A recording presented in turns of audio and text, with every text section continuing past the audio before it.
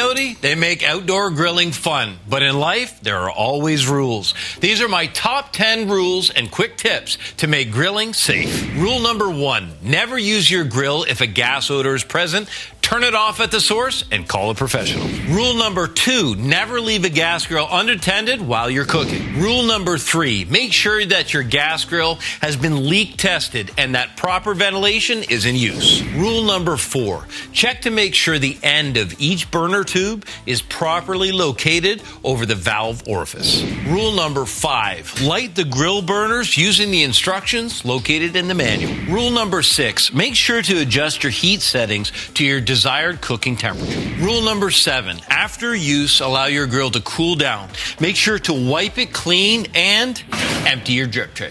Rule number 8, never put a grill cover on the grill while it's still hot. It could start a fire. Rule number 9, if you need to do a deep cleaning of your grill, make sure the fuel is turned off at the source. Rule number 10, always make sure to cover your grill in inclement weather. Rainwater and moisture can collect inside, affecting its performance. For these and other great tips, follow the care and maintenance instructions in your owner's manual.